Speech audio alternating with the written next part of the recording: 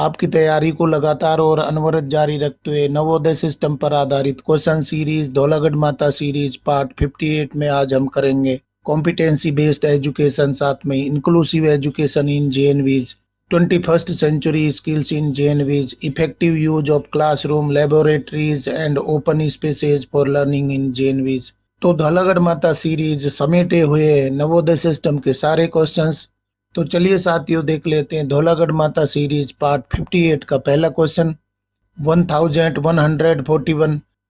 How is competency based education best implemented according to NEP 2020। Hindi अर्थ भी देख लेते हैं। एनईपी 2020 के अनुसार योग्यता आधारित शिक्षा को सर्वोत्तम तरीके से कैसे लागू किया जाता है, यानी कि कॉम्पिटेंसी बेस्ड एजुकेशन है उसको किस प्रकार से लागू किया जा सकता है। ऑप्शन देख लीजिए कौन सा ऑप्शन ठीक हो जाएगा। सही उत्तर हमारा हो जाएगा डी हो जाएगा। थ्रो ए वेल प्लान्ड लेसन प्लान। एक वेल प्लान्ड लेसन प्लान बनाएंगे जिसको हम क्या बोल रहे हैं, सीबीटी बोल रहे हैं। तो सीबीटी के माध्यम से कॉम्पिटेंसी बेस्ड एजुकेशन को इम्प्लीमेंट किया जा सकता है। सही उत्तर हमारा हो जाएगा डी हो जाएगा। अगला सवाल देख लेते हैं 1142। Which of the following is a key aspect of inclusive education as mentioned in NEP 2020? NEP 2020 में उल्लिखित समावेशी शिक्षा का एक प्रमुख पहलू निम्नलिखित में से कौन सा है। तो इंक्लूसिव एजुकेशन यानी कि समावेशी शिक्षा का एक प्रमुख पहलू इनमें से कौन सा हो जाएगा। ऑप्शन देखिए कौन सा उत्तर ठीक हो जाएगा। इंक्लूसिव एजुकेशन के लिए की एस्पेक्ट है वो कौन सा हो जाएगा। ऑप्शन देखिए कौन सा उत्तर ठीक हो जाएगा। सही उत्तर हमारा हो जाएगा बी हो जाएगा। Supporting diversity of learners by minimising barriers to learning. बहुत ही बड़ी बात बताई गई है। इंक्लूसिव एजुकेशन में बताया गया है कि डाइवर्सिटी ऑफ लर्नर्स हैं, मतलब कि अलग अलग उनकी आवश्यकताएं होती हैं, अलग अलग उनके मेंटल लेवल होते हैं, उनकी क्षमताएं होती हैं, उनके अनुसार उनको सपोर्ट करते हुए और बैरियर्स को हटाते हुए एजुकेशन आपको देनी होगी। सही उत्तर हमारा हो जाएगा बी हो जाएगा। क्वेश्चन आ गया हमारा 1143। What are the 4 C's of 21st century learning. बहुत ही अच्छा क्वेश्चन है। 21st सेंचुरी की शिक्षा के 4 सी क्या है। 4 सी का मतलब क्या हो जाएगा 21st सेंचुरी लर्निंग के लिए। ऑप्शन देख लीजिए कौन सा उत्तर ठीक हो जाएगा। Critical thinking, creativity, communication, collaboration, या content, communication, culture, critical thinking, या क्यूरियोसिटी, कोलैबोरेशन, कंटेंट, क्रिएटिविटी, या critical thinking, curiosity, communication, culture.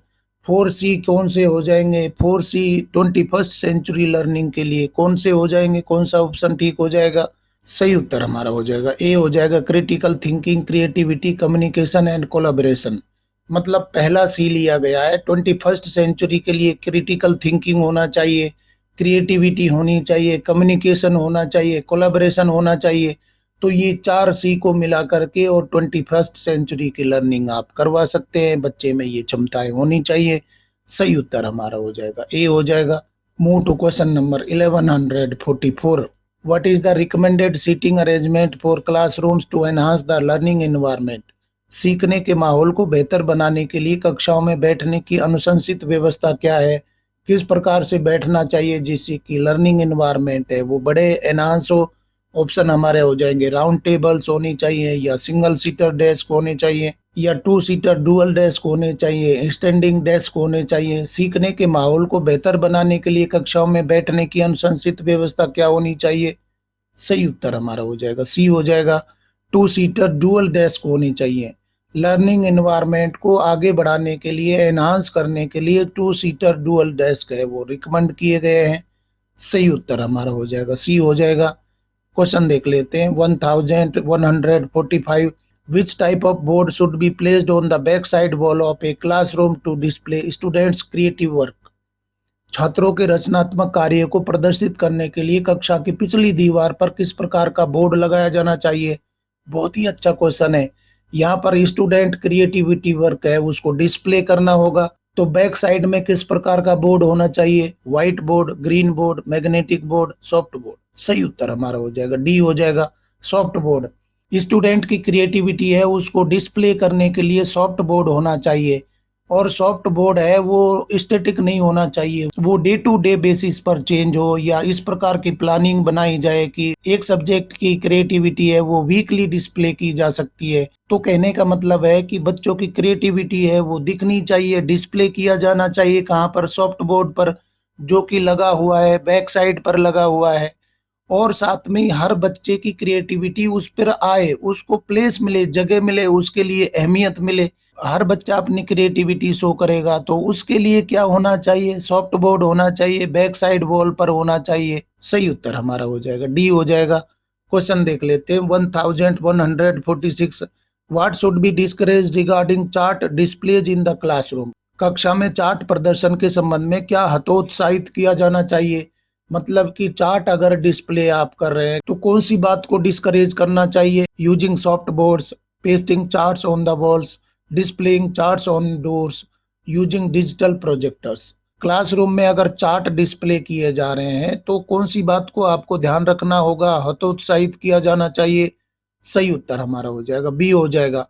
Pasting charts on the walls, मतलब कि दीवार पर कोई भी चार्ट है वो पेस्ट नहीं करना है। पेस्टिंग करने से दीवारों के कलर है वो उतर जाते हैं या भद्दे लगते हैं। इसलिए बच्चों की क्रिएटिविटी के लिए क्या लगाए जा रहे हैं? सॉफ्ट बोर्ड लगाए जा रहे हैं, तो बच्चा उस सॉफ्ट बोर्ड पर अपनी क्रिएटिविटी को प्रदर्शित करे। परंतु दीवारों पर कुछ भी चिपकाना सख्त मना है, बिल्कुल मना किया जाना चाहिए, डिस्करेज करना चाहिए। सही उत्तर हमारा हो जाएगा बी हो जाएगा। क्वेश्चन देख लेते हैं 1147। What is the primary purpose of the bagless days initiative as per the NEP 2020?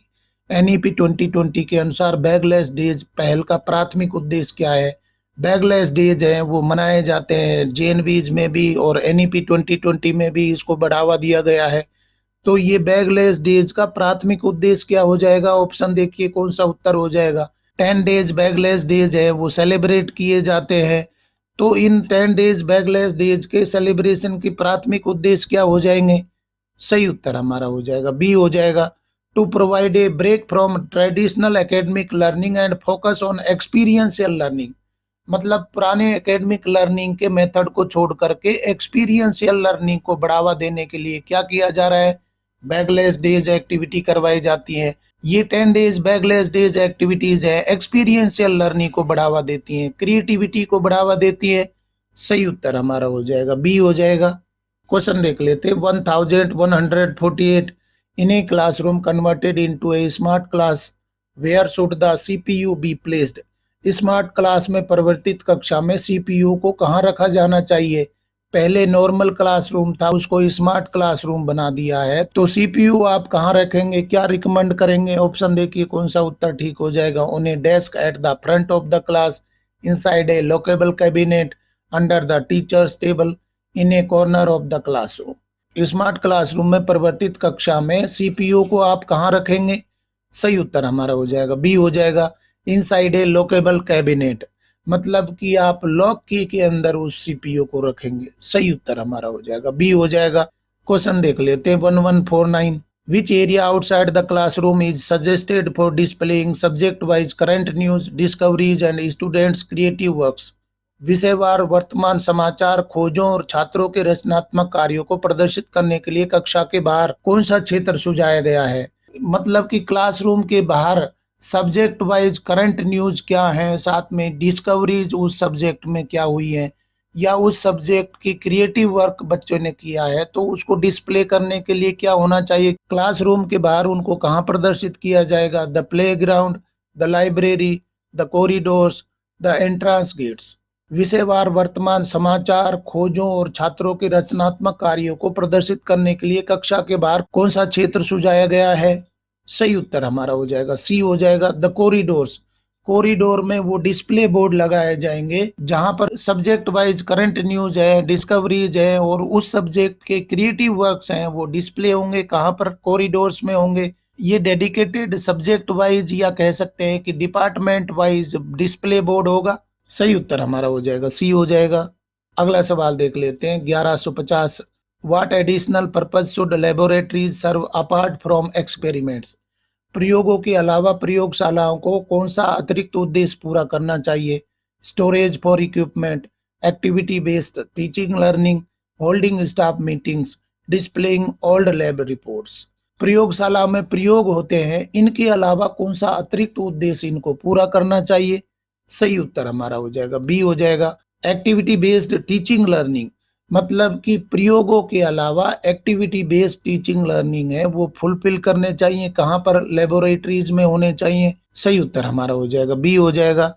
साथियों, एनवीएस स्कीम पर आधारित क्वेश्चन सीरीज चल रही है जिसको नाम दिया गया धौलागढ़ माता सीरीज। धौलागढ़ माता सीरीज में एनवीएस के सारे टॉपिक है वो कवर किए जा रहे हैं। धौलागढ़ माता सीरीज के टॉपिक है आपके परीक्षाओं के सिलेबस में रखे गए हैं, इसलिए पूछे भी जाएंगे। अगर आपको धौलागढ़ माता सीरीज के क्वेश्चंस पसंद आ रहे हैं तो लाइक बटन दबाइए, अपने यार दोस्तों को भी बता सकते हैं, आप कमेंट भी कर सकते हैं। नया सवाल देख लेते हैं 1151। Which laboratory is suggested to also function as a junior science lab for students in classes 6 to 8। छठी से 8वीं कक्षा के छात्रों के लिए किस प्रयोगशाला को कनिष्ठ विज्ञान प्रयोगशाला के रूप में कार्य करने का सुझाव दिया गया है? Chemistry lab, computer lab, biology lab, physics lab. तो आपको उत्तर हो सकता है पता हो। छठी से 8वीं कक्षा के लिए कनिष्ठ लैब आपको तैयार करनी है, जूनियर साइंस लैब आपको तैयार करनी है, या जूनियर साइंस लैब फंक्शनिंग में लानी है, तो उसके लिए जूनियर साइंस लैब आप कहाँ पर शुरू कर सकते हैं? सही उत्तर हमारा हो जाएगा सी हो जाएगा, बायोलॉजी लैब। बायोलॉजी लेबोरेटरी में आप जूनियर साइंस लैब है वो रनिंग में ला सकते हैं, फंक्शनिंग में ला सकते हैं, जो कौन सी कक्षाओं के लिए होगा? छठी से लेकर के 8वीं कक्षाओं के लिए होगा। क्वेश्चन देख लेते हैं 1152। What should the front wall of the classroom have for effective use during lessons? पाठ के दौरान प्रभावी उपयोग के लिए कक्षा के सामने की दीवार पर क्या होना चाहिए? Combination of a white board, green board and soft board, A projector screen, only a white board, posters of inspirational quotes. पाठ के दौरान प्रभावी उपयोग के लिए कक्षा के सामने की दीवार पर क्या होना चाहिए? कौन कौन से कॉम्बिनेशन है वो होने चाहिए? सही उत्तर हमारा हो जाएगा ए हो जाएगा, combination of a white board, green board and soft board. या तो व्हाइट बोर्ड या ग्रीन बोर्ड एक होना चाहिए और साथ में सॉफ्ट बोर्ड भी हो या डिस्प्ले बोर्ड भी हो, तो इनका कॉम्बिनेशन है लेसन के दौरान होना चाहिए। व्हाइट बोर्ड है आप लिखने के लिए काम ले सकते हैं, ग्रीन बोर्ड को भी लिखने में काम ले सकते हैं, और सॉफ्ट बोर्ड जो भी आप डिस्प्ले करना चाहते हैं, टीचिंग एड लगाना चाहते हैं तो सॉफ्ट बोर्ड हो सकता है, या प्रोजेक्टर स्क्रीन भी हो सकती है। सही उत्तर हमारा हो जाएगा ए हो जाएगा। अगला सवाल देख लेते हैं 1153। What is the recommended use for open spaces in schools to promote learning? सीखने को बढ़ावा देने के लिए स्कूलों में खुली जगहों के उपयोग की अनुशंसा क्या है? यानी कि ओपन स्पेसेज को लर्निंग को प्रमोट करने के लिए कैसे यूज किया जा सकता है? ऑप्शन देखिए कौन सा उत्तर ठीक हो जाएगा। सही उत्तर हमारा हो जाएगा ए हो जाएगा, एस्टेब्लिश साइंस, मैथ, लैंग्वेज और social science parks. Open spaces को साइंस पार्क बनाने में, मैथ्स पार्क बनाने में, लैंग्वेज पार्क बनाने में और सोशल साइंस पार्क बनाने में काम लिया जा सकता है, जो कि लर्निंग को प्रमोट करेगा। सही उत्तर हमारा हो जाएगा ए हो जाएगा। 1154 क्वेश्चन में क्या बताया गया? According to the guidelines what should be placed on the front wall of the classroom? दिशा निर्देशों के अनुसार कक्षा के सामने की दीवार पर क्या रखा जाना चाहिए? एनवीएस के द्वारा जो गाइडलाइंस जारी किए गए हैं तो फ्रंट वॉल पर क्या होना चाहिए क्लासरूम में? सही उत्तर हमारा हो जाएगा बी हो जाएगा, ए व्हाइट बोर्ड और green board and A movable screen for projector. मतलब कि व्हाइट बोर्ड हो सकता है या ग्रीन बोर्ड, इनमें से एक होगा, और साथ में प्रोजेक्टर हो सकता है, मूवेबल स्क्रीन हो सकती है प्रोजेक्टर की। प्रोजेक्टर के माध्यम से टॉपिक पढ़ाया जा सकता है। लिखने के लिए व्हाइट या ग्रीन बोर्ड कोई एक हो सकता है। इसके साथ में ही अगर प्रोजेक्टर नहीं है तो टीचिंग एड को डिस्प्ले करने के लिए सॉफ्ट बोर्ड भी हो सकता है। तो ये कॉम्बिनेशन गाइडलाइंस में बताया गया है। सही उत्तर हमारा हो जाएगा बी हो जाएगा। इस प्रकार के क्वेश्चंस पूछे जाते हैं तो दोनों ही ऑप्शन मैंने आपको बता दिए। इससे पहले वाले क्वेश्चन में भी चर्चा हो चुकी है कि फ्रंट वॉल पर क्या होना चाहिए, यहाँ पर भी बता दिया है, या तो व्हाइट बोर्ड होगा या ग्रीन बोर्ड होगा और साथ में मूवेबल स्क्रीन होगी।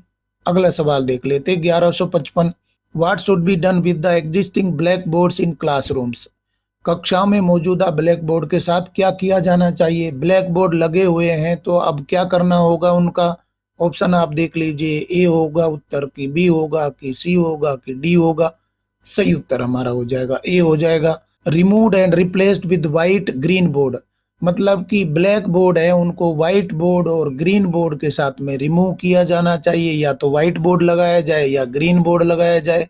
सही उत्तर हमारा हो जाएगा ए हो जाएगा। क्वेश्चन देख लेते हैं 1156। How should electrical wiring be handled in classrooms to ensure safety? सुरक्षा सुनिश्चित करने के लिए कक्षाओं में बिजली के तारों को कैसे संभाला जाता है? मतलब कि क्लासरूम में इलेक्ट्रिक वायरिंग है तो उनके साथ में क्या किया जाएगा? ऑप्शन देख लीजिए कौन सा उत्तर ठीक हो जाएगा। कंसील्ड और done with casing and capping, left exposed for easy access, placed under desk, mounted on the ceiling. सुरक्षा सुनिश्चित करने के लिए कक्षाओं में बिजली के तारों को कैसे संभाला जाना चाहिए, कैसे हैंडल किया जाना चाहिए? सही उत्तर हमारा हो जाएगा ए हो जाएगा। कंसील्ड और done with casing and capping, मतलब क्या किया जाना चाहिए? उनको अंडरग्राउंड कर दिया जाना चाहिए, दीवारों के अंदर कर दिया जाना चाहिए, या उनकी प्रॉपर केजिंग होनी चाहिए, कैपिंग होना चाहिए। खुले में ना रहे, खुले तार बिल्कुल भी नहीं होने चाहिए, कंसील्ड किया जाए, और साथ में केजिंग केपिंग भी होनी चाहिए। सही उत्तर हमारा हो जाएगा ए हो जाएगा। क्वेश्चन देख लेते हैं 1157। What is the recommended size for the soft board that should be mounted on the rear wall of the classrooms? Soft board के लिए अनुशंसित आकार क्या है जिसे कक्षाओं की पिछली दीवार पर लगाया जाना चाहिए? सॉफ्ट बोर्ड लगाया जाना चाहिए, उसकी साइज क्या होगी ये भी बता दिया गया है। कौन सी साइज का सॉफ्ट बोर्ड रियर वॉल पर लगाया जाएगा, पिछली दीवार पर लगाया जाएगा बच्चों की क्रिएटिविटी को प्रदर्शित करने के लिए? सही उत्तर कौन सा हो जाएगा? सही उत्तर हमारा हो जाएगा सी हो जाएगा। 8 फीट इंटू 4 फीट, मतलब कि 8 गुना 4 का होना चाहिए। 8 गुना 4 का सॉफ्ट बोर्ड है, पिछली दीवार पर लगा होना चाहिए। सही उत्तर हमारा हो जाएगा सी हो जाएगा। नया सवाल देख लेते 1158। What type of lighting should be installed over the white board green board in classrooms? कक्षा में व्हाइट बोर्ड ग्रीन बोर्ड के ऊपर किस प्रकार की प्रकाश व्यवस्था स्थापित की जानी चाहिए? ऑप्शन देख लीजिए कौन सा उत्तर ठीक हो जाएगा। व्हाइट बोर्ड है या ग्रीन बोर्ड लगा हुआ है फ्रंट वॉल पर, तो उसकी प्रकाश व्यवस्था के लिए किस प्रकार की लाइट होनी चाहिए? सही उत्तर हमारा हो जाएगा बी हो जाएगा। एलईडी ट्यूबलाइट्स विद रिफ्लेक्टर्स, मतलब कि एलईडी ट्यूबलाइट लगी हो जो बच्चों की आंखों को ना चुभे, बहुत ज्यादा चौंधियाना नहीं होना चाहिए, बहुत ज्यादा लाइट ना हो, तो एलईडी ट्यूबलाइट हो, और उस एलईडी ट्यूबलाइट में रिफ्लेक्टर लगे हों जिससे कि बोर्ड पर, व्हाइट बोर्ड पर, ग्रीन बोर्ड पर लाइट पड़े, बच्चों को दिखाई दे। सही उत्तर हमारा हो जाएगा बी हो जाएगा। क्वेश्चन देख लेते हैं 1159। What type of furniture is recommended for classrooms as per the guidelines? दिशा निर्देशों के अनुसार कक्षाओं के लिए किस प्रकार के फर्नीचर की सिफारिश की जाती है? ऑप्शन देखिए कौन सा उत्तर ठीक हो जाएगा। सही उत्तर हमारा हो जाएगा ए हो जाएगा। Furniture of the same shape and size, repaired if necessary, मतलब कि फर्नीचर है क्लासरूम में गाइडलाइंस के अनुसार किस प्रकार का होना चाहिए?